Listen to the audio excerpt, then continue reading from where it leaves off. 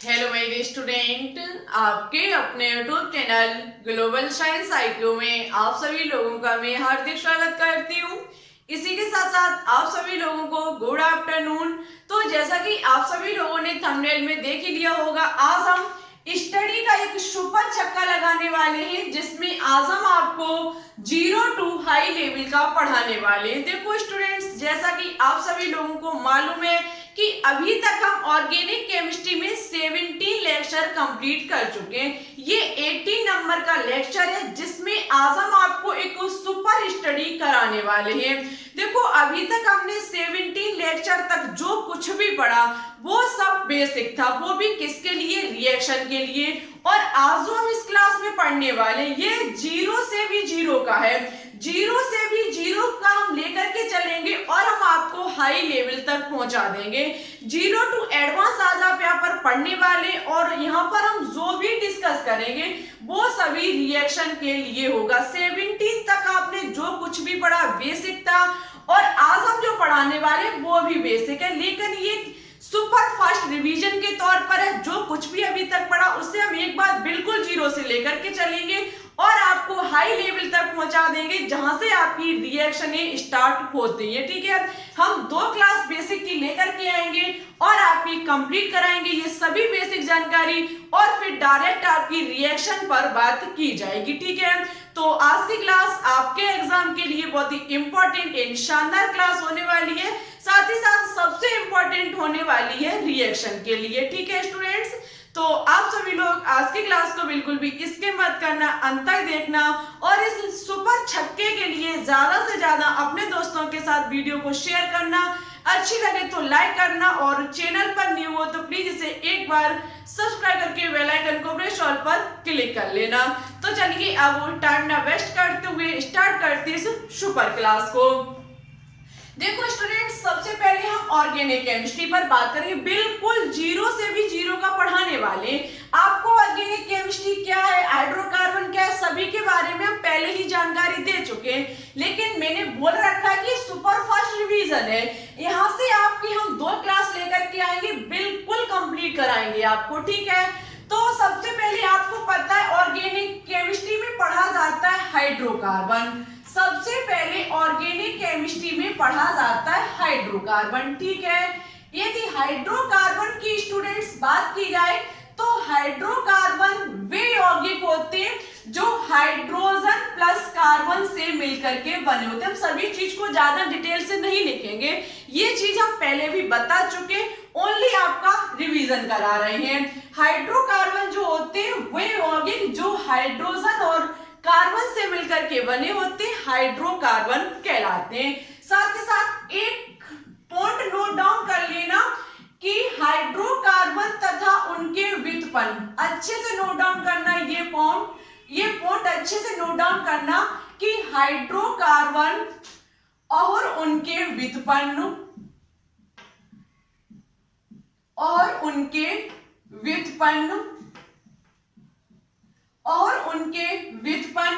कार्बनिक यौगिक कहलाते हैं। उनके व्युत्पन्न क्या कहलाते हैं? कार्बनिक यौगिक कहलाते हैं। ठीक है, हाइड्रोकार्बन और उनके व्युत्पन्न कार्बनिक यौगिक कहलाते हैं। ये चीज अच्छे से नोट डाउन कर लेना।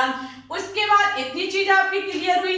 अब बात की जाती है कि ऑर्गेनिक केमिस्ट्री में मुख्यतः हम किन किन एलिमेंट्स को पढ़ते हैं। कहने का मतलब है कि ऑर्गेनिक केमिस्ट्री के मुख्य तत्व कौन कौन से हैं। यदि बात की जाए इनके मुख्य तत्व की, मुख्य एलिमेंट्स की बात की जाए तो इसके मुख्य एलिमेंट्स एक तो सबसे पहले कार्बन है, उसके बाद हाइड्रोजन है, उसके बाद ऑक्सीजन है, उसके बाद नाइट्रोजन है, और उसके बाद हमारा X है। X समूह का मतलब होता है फ्लोरीन, क्लोरीन, ब्रोमीन और आयोडीन। हेलोजन परिवार के एलिमेंट को X से डिनोट किया जाता है। इतनी चीज आपकी क्लियर हुई कि हाइड्रोकार्बन, हाइड्रोजन और कार्बन, हाइड्रोकार्बन वे यौगिक होते हैं जो हाइड्रोजन और कार्बन से मिलकर के बने होते हैं, और हाइड्रोकार्बन और उनके व्युत्पन्न को कार्बनिक यौगिक कहा जाता है। साथ ही साथ ऑर्गेनिक केमिस्ट्री के मुख्य तत्व हमारा कार्बन है, हाइड्रोजन है, ऑक्सीजन है, नाइट्रोजन है, साथ ही साथ हैलोजन परिवार के एलिमेंट हैं।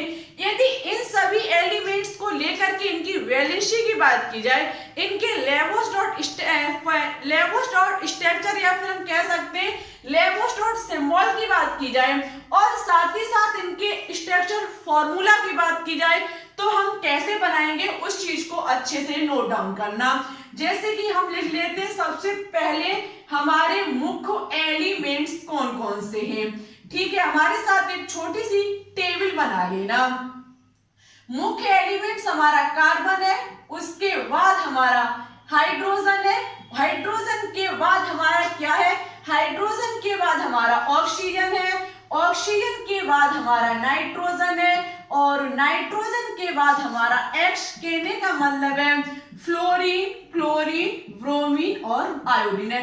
देखो स्टूडेंट्स, एक बात और, हम इसकी तो पीडीएफ नहीं दे पाएंगे क्योंकि हम यहाँ पर सुपरफाइज रिवीजन के तौर पर बार बार साफ करेंगे और बार बार हम इस चीज को अच्छे से नोट डाउन तो करेंगे, लेकिन उतना अच्छे से नहीं हो पाएगा जितना हम आपको पीडीएफ दे सके। आप हमारे साथ नोट डाउन करते जाना और ये बेसिक जानकारी है, लिखो नहीं तब भी माइंड में अच्छे से होनी चाहिए। ठीक है, तो देखो यदि बात की जाए एलिमेंट्स की, तो हमारे मुख्य एलिमेंट्स कार्बन है, हाइड्रोजन है, ऑक्सीजन है, नाइट्रोजन है और हमारे एक्स का मतलब हैलोजन परिवार के एलिमेंट। ठीक है, अब इनकी बात की जाए कि नंबर ऑफ वैलेंसी, सबसे पहले इनकी बात की जाए नंबर ऑफ वैलेंसी की, number of valency. Number of valency का मतलब ये है कि नंबर ऑफ वैलेंसी का मतलब है कि इनके कहने का मतलब है ये इनके वायतन कक्ष में कितने इलेक्ट्रॉन होते हैं। इनमें बात की जाए कि नंबर ऑफ वैलेंसी इनके वायतन कक्ष में कितने इलेक्ट्रॉन होते हैं, तो कार्बन के वायतन कक्ष में 4 इलेक्ट्रॉन होते हैं, हाइड्रोजन के में 1 होते हैं, ऑक्सीजन के में 6 होते हैं, नाइट्रोजन के में 5 होते हैं और एक्स वाले में 7 होते हैं। ठीक है, इतनी चीज आपकी क्लियर हुई। उसके बाद स्टूडेंट्स हमें देखना पड़ेगा कि इसका लेबोस डॉट सिंबल क्या है। हमें क्या करना पड़ेगा, सबसे पहले हम क्या करेंगे, आपको मुख्य एलिमेंट्स पता होने चाहिए ऑर्गेनिक केमिस्ट्री के। ऑर्गेनिक केमिस्ट्री के मुख्य एलिमेंट्स हमारा कार्बन है, साथ ही साथ हमारा हाइड्रोजन है, हाइड्रोजन के साथ साथ हमारा ऑक्सीजन है, ऑक्सीजन के साथ नाइट्रोजन और नाइट्रोजन के बाद हमारे हैलोजन परिवार के एलिमेंट। इसके बाद हम देखेंगे कि इनकी वैलेंसी का मतलब ये समझ जाइएगा कि इनके वायतन कक्ष में कितने इलेक्ट्रॉन होते हैं। इनके वायतन कक्ष में कार्बन के में 4 होते हैं, हाइड्रोजन के में 1, ऑक्सीजन के में 6 और नाइट्रोजन के में 5 और हैलोजन परिवार के एलिमेंट के वायतन कक्ष में 7 इलेक्ट्रॉन होते हैं। इसके बाद हम इनका लेबोस डॉट सिंबल बनाएंगे। लेबोस डॉट सिंबल, कार्बन के वायतन कक्ष में कितने इलेक्ट्रॉन है, 4, 1 2 3 4 इस प्रकार से बनेगा। हाइड्रोजन का लेबोस डॉट सिंबल ऐसे बनेगा और ऑक्सीजन के वायतन कक्ष में 6 इलेक्ट्रॉन, तो 1 2 3 4 5 6 इस प्रकार से बनेगा। नाइट्रोजन के वायतन कक्ष में 5 इलेक्ट्रॉन, तो 4 1 यहाँ पर 5। एक्स के वायतन कक्ष में 7 इलेक्ट्रॉन, तो हमारे यहाँ पर क्या होंगे, 3 पेयर होंगे और एक हमारा अनपेयर होगा। इस प्रकार से हमारा लेबोस डॉट सिंबल बनेगा। कैसे बनेगा हम पहले ही बता चुके, यहाँ पर फर्स्ट रिवीजन चल रही है। ठीक है स्टूडेंट्स, लेबोस डॉट सिंबल आपको आना चाहिए मुख्य एलिमेंट्स का। उसके बाद आपको आनी चाहिए इनकी वैलेंसी कितनी होती है, इनकी मुख्यता संयोजकता या फिर हम कह सकते हैं कि इनकी वैलेंसी कितनी होती है। वैलेंसी की बात की जाए तो वैलेंसी होती है नंबर ऑफ एंड, जो वैलेंसी होती है वो हमारी होती है अयुग्मित इलेक्ट्रॉनों की संख्या। जो आपकी वैलेंसी होती है वो अयुग्मित इलेक्ट्रॉनों की संख्या होती है। यहाँ पर बात की जाए तो कार्बन में उपस्थित है 4 इलेक्ट्रॉन और चारों इलेक्ट्रॉन कैसे अनपेयर है, इनका कोई भी इनका पेरा नहीं बना हुआ है, जबकि अनपेयर है, पेयर नहीं है, तो इनके कारण बस इनकी वैलेंसी कितनी होगी, 4, क्योंकि अयुग्मित इलेक्ट्रॉनों की संख्या ही हमारी वैलेंसी होती है। सबसे सुपर तरीका हमने बताया था वैलेंसी निकालने के लिए, वैलेंसी बराबर अयुग्मित इलेक्ट्रॉनों की संख्या। कार्बन में 4 अयुग्मित इलेक्ट्रॉन है, वैलेंसी कितनी होगी, 4। हाइड्रोजन में एक इलेक्ट्रॉन, वो भी कैसा है, अयुग्मित, इसकी वैलेंसी 1 हो जाएगी। ऑक्सीजन की बात की जाए तो ऑक्सीजन में इन 2 इलेक्ट्रॉनों का बना हुआ है जोड़ा, मींस युग्मित है, जबकि ये 2 हमारे जो होंगे वो अयुग्मित, इनका जोड़ा नहीं बना है। तो ऑक्सीजन की वैलेंसी निकल के आएगी 2। कितनी निकल के आएगी, 2। साथ ही साथ बात की जाए नाइट्रोजन की, तो नाइट्रोजन में इसका बना हुआ है जोड़ा और 3 हमारे कैसे हैं, अनपेयर। 3 हमारे कैसे, 3 हमारे हैं अनपेयर, ठीक है, लिख लीजिएगा। 3 हमारे कैसे अनपेयर, ये हमारे अयुग्मित हैं। वैलेंसी कितनी होगी, 3 होगी। जबकि यहाँ पर बात की जाए तो यहाँ पर 3 इलेक्ट्रॉनों के बने हुए हैं जोड़े, जबकि एक इलेक्ट्रॉन जो है वो हमारा कैसा है, अयुग्मित है। अयुग्मित इलेक्ट्रॉनों की संख्या ही वैलेंसी कहलाती है। इतनी चीज मुझे उम्मीद है कि आपकी अच्छे से क्लियर हुई होगी। इतना काम करने के बाद हम इनकी बनाएंगे संरचना। संरचना का मतलब होता है स्ट्रक्चर। जब हम इनका स्ट्रक्चर बनाएंगे तो आपको पता है कार्बन में अयुग्मित इलेक्ट्रॉनों की संख्या कितनी है, 4। 4 होने पर ये 4 बॉन्ड बनाएगा। कितने बॉन्ड बनाएगा, 4 बॉन्ड बनाएगा। जबकि जो हमारा हाइड्रोजन है उसमें अयुग्मित इलेक्ट्रॉनों की संख्या 1 है, तो ये किसी के साथ 1 बॉन्ड बनाएगा। इसी प्रकार से ऑक्सीजन में 2 इलेक्ट्रॉन तो हमारे पेयर है, लेकिन 2 हमारे अनपेयर है। ये 2 जो होंगे वो क्या बनाएंगे, ये 2 हमारे बॉन्ड बनाएंगे। इसी प्रकार से नाइट्रोजन की बात की जाए, नाइट्रोजन में 1 इलेक्ट्रॉन तो पेयर है और 3 हमारे अनपेयर है। ये ही किसी के साथ बॉन्ड बनाएंगे, ये इनका स्ट्रक्चर फॉर्मूला होगा। इसी प्रकार से X की बात की जाए तो यहाँ पर 3 तो हमारे पेयर है, 1 अनपेयर है, ये किसी के साथ इस प्रकार से बॉन्ड बनाएगा। इस प्रकार से हम इनके स्ट्रक्चर को भी देख सकते हैं, इनकी संरचना को देख सकते हैं। एक बार फिर से ऑर्गेनिक केमिस्ट्री में हम पढ़ते हैं हाइड्रोकार्बन को। हाइड्रोकार्बन हाइड्रोजन और कार्बन से मिलकर के बने हुए यौगिकों को कहा जाता है, और हाइड्रोकार्बन और उनके व्युत्पन्न को कार्बनिक यौगिक कहा जाता है। साथ ही साथ ऑर्गेनिक केमिस्ट्री में मुख्य एलिमेंट्स हमारे कार्बन होता है, हाइड्रोजन, ऑक्सीजन, नाइट्रोजन और हेलोजन परिवार के एलिमेंट्स होते हैं। इसी के साथ साथ इनमें हम सबसे पहले देखेंगे बाह्यतम कक्ष में इलेक्ट्रॉन कितने होते हैं। तो कार्बन के 4 और हाइड्रोजन के 1, ऑक्सीजन के में 6, नाइट्रोजन के में 5 और हेलोजन वाले में 7 होते हैं, यानी कि 7 होते हैं। इसके बाद हम इनका लेबोस डॉट सिंबल बनाएंगे जो कि इस प्रकार से बनेगा। उसके बाद इनकी वैलेंसी को निकालेंगे, उसके बाद इनकी हम संरचना को निकालेंगे। इतनी चीज आपको ऑर्गेनिक केमिस्ट्री में पता होनी चाहिए रिएक्शन के लिए। इतनी चीज पता होगी तो आपके लिए ऑर्गेनिक केमिस्ट्री बहुत ही आसान हो जाएगी। अब हम बात करेंगे संरचना सूत्र पर। इस चीज की स्क्रीनशॉट लेना चाहते हो तो बिल्कुल ले सकते हो। तो चलिए अब हम बात करेंगे संरचना सूत्र पर, ठीक है। हम इसे बहुत ही डिटेल से समझाएंगे, कहते किसे ये भी अच्छे से बताएंगे, ठीक है। जैसे कि स्टूडेंट सबसे पहले हम इसके एग्जाम्पल पर बात करेंगे, उसके बाद इस चीज पर हम बात करेंगे। जैसे कि सबसे पहले आपको दे दिया जाए कि C2H4 का स्ट्रक्चर फॉर्मूला बनाइए, इसका संरचना सूत्र बनाइए। तो सबसे पहले आपको देखना होगा कि यहाँ पर कार्बन से हाइड्रोजन को जोड़ना पड़ेगा। जब आपको कार्बन और हाइड्रोजन दे दिए जाए, कोई हाइड्रोकार्बन दे दिया जाए, तो आपको सबसे पहले क्या करना होगा कि कार्बन कार्बन को लिख करके सिंगल बॉन्ड से जोड़ देना होगा। कार्बन कार्बन को लिख करके सिंगल बॉन्ड से जोड़ देना होगा। अब हम क्या करेंगे, कार्बन की जो होती है वैलेंसी वो हमारी 4 होती है। कार्बन की वैलेंसी 4 होती है, हम 4 वैलेंसी को कर देंगे कंप्लीट।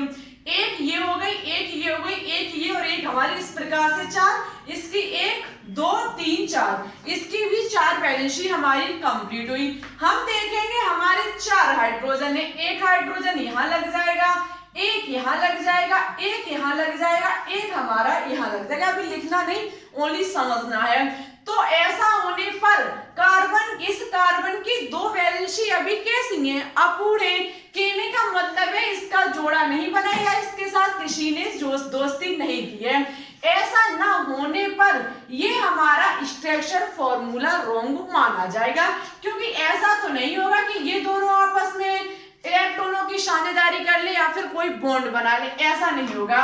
यहाँ पर क्या होगा कि कार्बन कार्बन आपस में जुड़ जाएंगे और यहाँ पर इस प्रकार से जो हमारी 3 वैलेंसी होगी, ये जो इसमें क्या होगा, एक हाइड्रोजन इससे लग जाएगा, एक इससे और एक इससे, इसी प्रकार से हमारी 4 हाइड्रोजन लग जाएंगे और इसका ये एक अयुग्मित इलेक्ट्रॉन और इसका एक ये अयुग्मित इलेक्ट्रॉन, ये आपस में इलेक्ट्रॉनों की साझेदारी कर लेंगी और इस प्रकार से कार्बन कार्बन के मध्य डबल बॉन्ड आ जाएगा और 4 हाइड्रोजन को जोड़ करके दोनों की वैलेंसी को पूरी कर दिया जाएगा। ठीक है, इसी प्रकार से हम एग्जांपल समझ सकते हैं CH3OH का। यदि एग्जांपल CH3OH की बात की जाए तो आपको पता है कार्बन के आसपास कितनी हाइड्रोजन लगी हुई है, 3 हाइड्रोजन, तो हम तीनों को लगा देंगे। उसके बाद हाइड्रोजन की 3 वैलेंसी कंप्लीट हुई, चौथी के लिए ये क्या करेगा, इस ऑक्सीजन, ये जो हमारा एल्कोहली समूह OH जुड़ा हुआ है, इसके साथ ये क्या कर लेगा, दोस्ती कर लेगा। और आपको पता है ऑक्सीजन के वायतन कक्ष में 6 इलेक्ट्रॉन होते हैं, जिसमें से 2 अनपेयर होते हैं। एक जो हमारा जो ये इलेक्ट्रॉन था उसने कार्बन के साथ दोस्ती कर ली और दूसरा जो होगा वो किसके साथ कर लेगा, हाइड्रोजन के साथ कर लेगा। इस प्रकार से CH3OH का स्ट्रक्चर फॉर्मूला बनके तैयार हो जाएगा। ठीक है, कहा जाता है कि यौगिकों के एक अणु में उपस्थित परमाणुओं की व्यवस्था को संकेतों या फिर बंधों के आधार पर व्यक्त करना संरचना सूत्र कहलाता है। कहने का मतलब है कि यौगिकों के एक अणु में उपस्थित परमाणु की व्यवस्था को संकेतों का मतलब ये कार्बन ऑक्सीजन और उनको बंधों के द्वारा, बंधों का मतलब है ये हमारे हुए बंध के द्वारा दर्शाना या फिर व्यक्त करना संरचना सूत्र कहलाता है। इस प्रकार से हम किसी भी फॉर्मूला का स्ट्रक्चर फॉर्मूला ज्ञात कर सकते हैं। ये भी इंपॉर्टेंट है रिएक्शन के लिए, स्ट्रक्चर फॉर्मूला नहीं मालूम रिएक्शन में प्रॉब्लम होगी। ठीक है, इतनी चीज भी क्लियर। आगे हम बात करेंगे जीरो पर।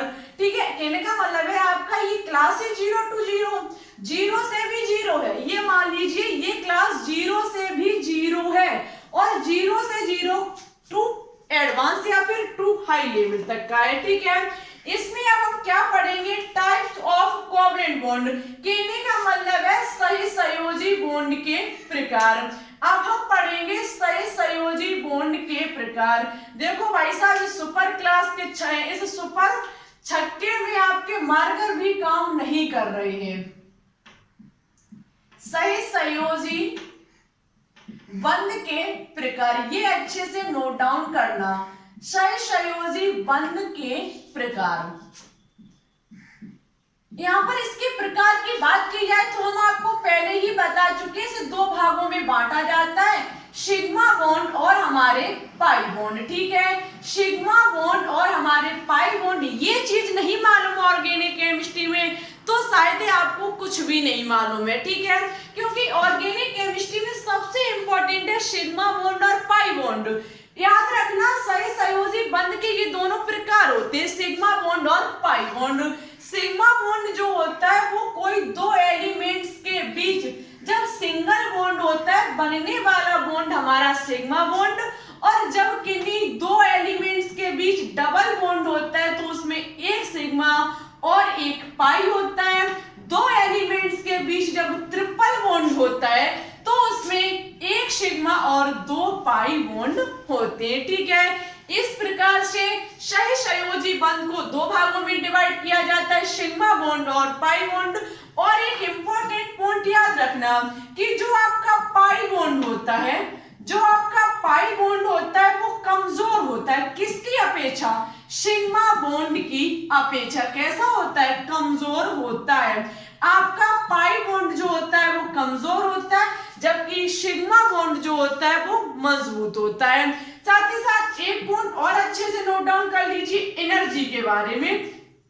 एनर्जी के बारे में बात की जाए, सर्वाधिक ऊर्जा किसकी होती है, तो सिग्मा बॉन्ड की ऊर्जा जो होती है वो अधिक होती है, किसकी अपेक्षा, पाई बॉन्ड की अपेक्षा। ये भी क्वेश्चन एग्जाम में पूछ लिया जाता है, तो ये चीज भी याद रखना। जो आपकी एनर्जी होती है वो सिग्मा बॉन्ड की अधिक होती है पाई बॉन्ड की अपेक्षा। तो इतनी चीज आपकी क्लियर हुई होगी कि सही संयोजी बंध के कितने प्रकार होते हैं।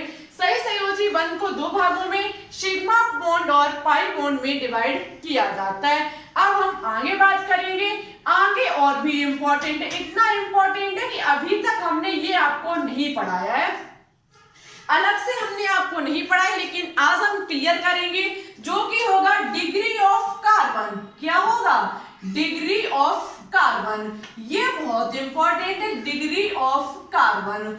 इसकी बात की जाए तो सबसे पहले इसके टाइप पर बात करेंगे, जहां इसे 4 भागों में डिवाइड किया गया है। कितने भागों में डिवाइड किया गया है? इसे 4 भागों में डिवाइड किया गया है। फर्स्ट है हमारा प्राथमिक कार्बन, प्राइमरी कार्बन। फर्स्ट है हमारा प्राइमरी कार्बन, ठीक है, प्राइमरी कार्बन। उसके बाद हमारा सेकेंडरी कार्बन। क्या है? Secondary carbon. उसके बाद आपका है टर्शरी कार्बन, टर्शरी कार्बन, ठीक है। इसके बाद हमारा ये हो गया टर्शरी कार्बन। उसके बाद हमारा होगा क्वांटिमरी कार्बन। क्या होगा? उसके बाद हमारा क्वांटमरी कार्बन। इस प्रकार से डिग्री ऑफ कार्बन को 4 भागों में बांटा जाता है, प्राथमिक कार्बन, द्वितीय कार्बन, तृतीय कार्बन और ये हमारा होता है चतुर्थ कार्बन। यदि हम इसे डिग्री के हिसाब से देखना चाहें तो ये हमारा फर्स्ट डिग्री कार्बन, ये है हमारा सेकेंड डिग्री कार्बन, ये है हमारा थर्ड डिग्री कार्बन और ये है हमारा फोर्थ डिग्री कार्बन, ठीक है। आई होप आपको ये चीज अच्छे से क्लियर हुई होगी। हम इस चीज की ऐसा तो नहीं है कि डेफिनेशन एग्जाम में पूछी जाएगी, ऐसा कुछ नहीं है, ओनली आपको समझना है कि ये चीज है क्या।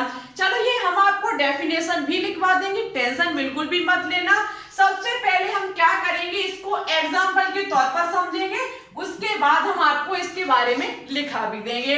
जैसे कि स्टूडेंट्स, यदि कोई कार्बन है, यदि ये कार्बन चारों, इस कार्बन की चारों वैलेंसी हाइड्रोजन के साथ जुड़ी हुई है, यदि इस कार्बन की चारों वैलेंसी हाइड्रोजन के साथ जुड़ी हुई है तो ये हमारा फर्स्ट डिग्री कार्बन होगा। फर्स्ट डिग्री कार्बन का मतलब प्राथमिक कार्बन होगा। साथ ही साथ यदि हमारा ये कार्बन की 3 वैलेंसी हाइड्रोजन के साथ जुड़ी हुई है और एक वैलेंसी किसी दूसरी कार्बन श्रृंखला के माध्यम से जुड़ी हुई है तो ये भी हमारा फर्स्ट डिग्री कार्बन होगा।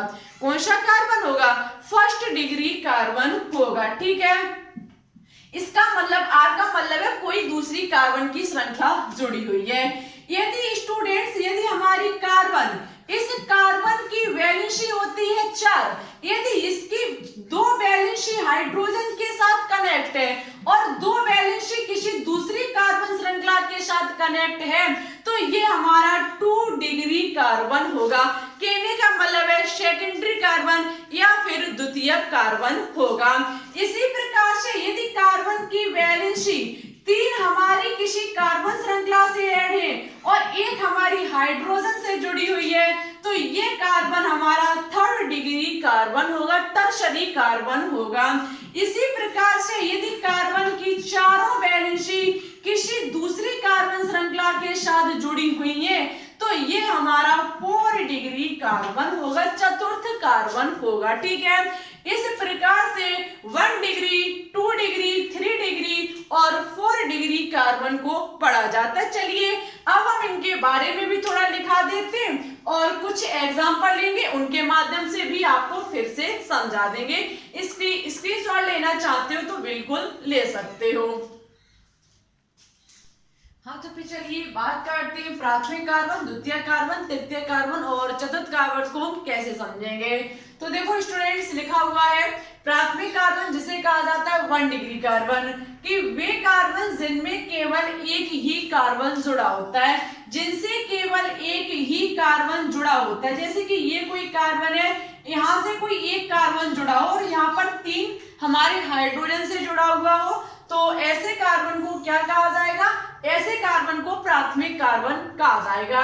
जबकि द्वितीय कार्बन वे कार्बन जिनसे सीधे 2 कार्बन जुड़े होते हैं, अभी हम आपको बताएंगे। और तृतीय कार्बन जिनसे ऐसे ऐसे कार्बन जिनसे 3 कार्बन सीधे जुड़े होते हैं, और जो आपका चतुर्थ कार्बन होता है इनमें वे कार्बन आते हैं जिनसे सीधे 4 कार्बन जुड़े होते हैं। एक हम बहुत ही अच्छी खासी श्रृंखला बना रहे हैं, जैसे कि आप देख सकते हैं।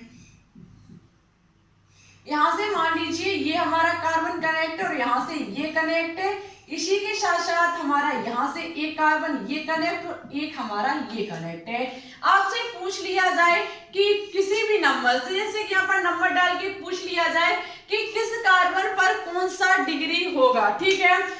जैसे कि हम सबसे पहले इसे कर रहे हैं, ये हमारा जो है, जैसे कि हमारा ये जो कार्बन है, इस कार्बन की सबसे पहले मुझे पूछ लिया जाए कि कौन सा डिग्री होगा। इसके यदि डिग्री की बात कर ली जाए तो सबसे पहले आप ये देखोगे कि इसकी चारों वैलेंसी में क्या क्या ऐड है। आप देखेंगे इसकी इस वाली वैलेंसी से, इस वाले बॉन्ड से कार्बन है, इस वाले बॉन्ड से भी कार्बन है, साथ ही साथ इस वाले से भी कार्बन कनेक्ट और इस वाले से भी कार्बन कनेक्ट है।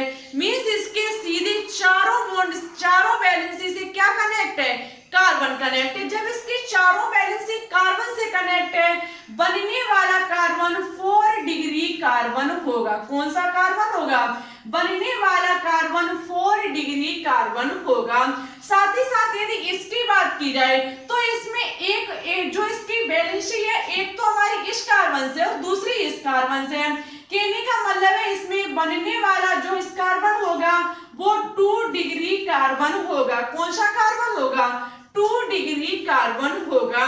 साथ ही साथ इसकी बात की जाए तो इस कार्बन की यहाँ पर ये 3 वैलेंसी होगी वो हाइड्रोजन से कनेक्ट होगी, जबकि एक जो है वो किससे कनेक्ट है, इस कार्बन से। इसका जो कार्बन होगा वो 1 डिग्री कार्बन होगा। इसमें बात की जाए तो इसके किससे कनेक्ट है, इस कार्बन से, ये भी 1 डिग्री कार्बन होगा। यदि इस कार्बन की बात की जाए तो इसकी एक वैलेंसी इस कार्बन से कनेक्ट और एक इससे है। बनने वाला जो हमारा कार्बन होगा वो हमारा 2 डिग्री कार्बन होगा, ठीक है। इसी प्रकार से इस कार्बन की बात की जाए तो इसकी वैलेंसी एक इससे कनेक्ट और एक इस कार्बन से कनेक्ट है। मींस जब ये कार्बन सीधे 2 कार्बन से कनेक्ट है तो ये कार्बन 2 डिग्री कार्बन होगा। ये कार्बन केवल एक इस कार्बन से कनेक्ट है, ये वाला इससे कनेक्ट है, ये हमारा 1 डिग्री कार्बन होगा, ठीक है। इसी प्रकार से हम किसी की भी ज्ञात करना चाहें, डिग्री ज्ञात कर सकते हैं, किसमें, कार्बन से। एग्जाम में इससे बहुत ही अच्छे खासे क्वेश्चंस पूछे जाते हैं। अब आपको कमेंट बॉक्स में कमेंट करके बताना होगा, जैसे कि ये कार्बन, एक ये कार्बन और एक ये कार्बन है, ठीक है।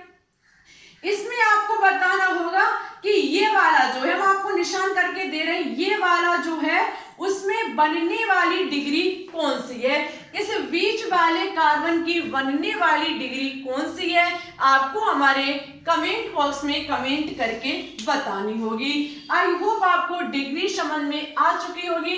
देखो आज की क्लास बहुत ही सुपर क्लास है हमारे हिसाब से, और ऐसा नहीं है कि हम इसमें ज्यादा कुछ तो था नहीं, जो हम आपको कहने का मतलब है कोई परिभाषा वाली चीज नहीं थी, ओनली समझाने का काम था। और हमने कोशिश भी की है आपको अच्छे तरीके से समझाने की। जो कुछ भी रह गया होगा वो हम आपको रिएक्शन करवाते वक्त भी समझाते चलेंगे।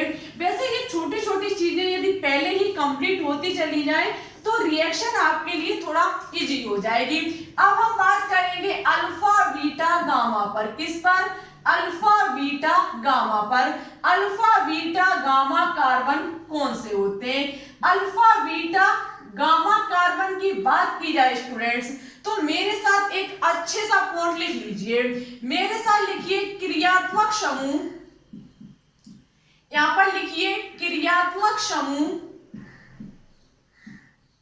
क्रियात्मक समूह से जुड़े पहले कार्बन, क्रियात्मक समूह से जुड़े पहले कार्बन, क्रियात्मक समूह से जुड़े पहले कार्बन को अल्फा कार्बन कहते हैं। पहले कार्बन को अल्फा कार्बन कहते हैं, अल्फा कार्बन कहते हैं, ठीक है। क्रियात्मक समूह से जुड़े हुए पहले कार्बन को अल्फा कार्बन कहा जाता है, तथा उनके पड़ोसी, तथा उनके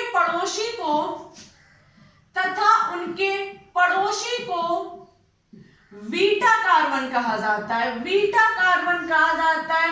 और बीटा कार्बन के पड़ोसी को, बीटा कार्बन के पड़ोसी को गामा कार्बन कहा जाता है। बीटा कार्बन के पड़ोसी को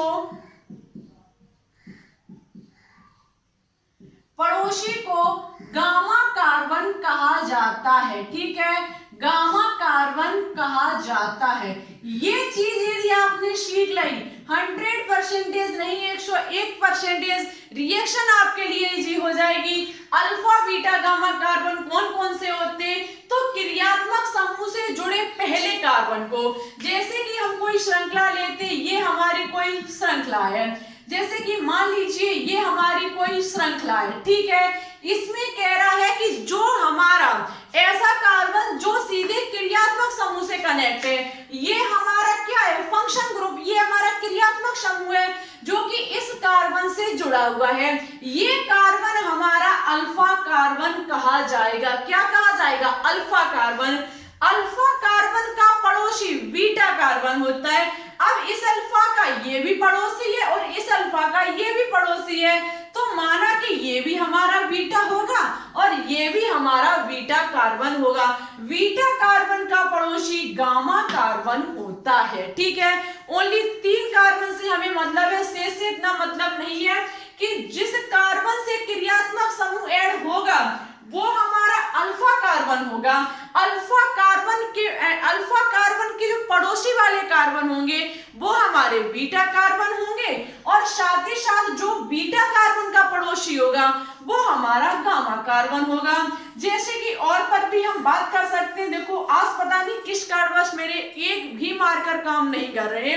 क्लास में सबसे ज्यादा जो दखल अंदाजी दी गई है वो मार्कर नहीं दी गई। वैसे क्लास बहुत इंपॉर्टेंट है, क्लास में हमने समझाने की पूरी कोशिश की है, हर एक पॉइंट को अच्छे तक आपके तक पहुंचाने की हमने कोशिश की है, लेकिन मार्कर सभी काम नहीं कर रहे हैं। ठीक है, तो देखो यहाँ पर बात की जाए, जैसे कि ये कोई हमें श्रृंखला दे दी गई, माना कि कोई श्रृंखला दे दी जाए एग्जाम में और पूछ लिया जाए कि इनमें से अल्फा कार्बन कौन सा होगा, ये वाला होगा, ये वाला, यही वाला या फिर ये वाला। तो स्टूडेंट्स अब आप पढ़े होंगे बहुत ज्यादा कंफ्यूजन में, क्योंकि ये कार्बन होगा या फिर ये कार्बन होगा। तो हम आपको बता देते हैं, ये हमारा ऑक्जेलिक अम्ल, ये जो है वो हमारा है क्या? ये है हमारा क्रियात्मक समूह। इस वाले क्रियात्मक समूह के कार्बन को हम अल्फा कार्बन नहीं मानेंगे, वो तो हमारा क्रियात्मक समूह है। ये वाला जो होगा इससे जुड़ा हुआ, ये तो कार्बन, ये वाला जो है वो क्रियात्मक समूह का कार्बन है, इससे हम अल्फा कार्बन नहीं मानेंगे। इस कार्बन से ये क्रियात्मक समूह जुड़ा हुआ है, ये अल्फा कार्बन का पड़ोसी बीटा कार्बन का पड़ोसी गामा कार्बन। देख लीजिए भाई साहब, मार्कर भी काम करना स्टार्ट हो चुका है। आपकी क्लास जैसे जैसे फिनिश हो रही है वैसे मार्कर भी काम करना शुरू कर चुका है, लेकिन क्लास तो आपकी फिनिश है। और 1-2 एग्जांपल देंगे और आपको समझाएंगे अल्फा बीटा गामा कार्बन को। जैसे कि आपका ये दे दिया जाए एग्जाम में, ये दे दिया जाए और पूछ लिया जाए कि अल्फा कार्बन, तो क्रियात्मक समूह ये रहा हमारा क्या? कार्बन। इस कार्बन से ये क्रियात्मक समूह जुड़ा हुआ है, तो ये हमारा अल्फा कार्बन होगा। अल्फा कार्बन का पड़ोसी बीटा कार्बन का पड़ोसी गामा कार्बन। ठीक है, इस प्रकार से हम अल्फा बीटा और गामा कार्बन को समझ सकते हैं।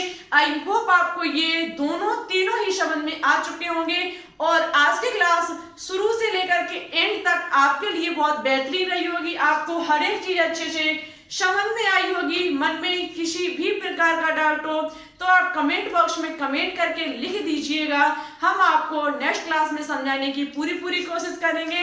अब हम आपको अभिक्रिया से बनने वाली क्रिया विधि के बारे में जानकारी देंगे और इसी प्रकार से आपकी रिएक्शन को स्टार्ट करेंगे। रिएक्शन के फर्स्ट चैप्टर को हम स्टार्ट करेंगे और फर्स्ट से लास्ट तक लेकर के जाएंगे आपके एग्जाम तक। ठीक है, ये हमारे ऊपर आपकी जिम्मेदारी हमारे ऊपर है कि हम आपको ये ऑर्गेनिक केमिस्ट्री जहां तक है वहां तक फिनिश करके देंगे एग्जाम तक। इसी के साथ साथ आपको वीडियो अच्छी लगे तो लाइक करना, दोस्तों के साथ शेयर भी करना, और पिछली क्लास द्वारा दिए गए होमवर्क का आंसर दिया है महेंद्र यादव और उसके बाद अनुराधा मौर्य और उसके बाद इमरान अहमद। 3 स्टूडेंट्स ने बिल्कुल सही और अच्छे से आंसर दिया।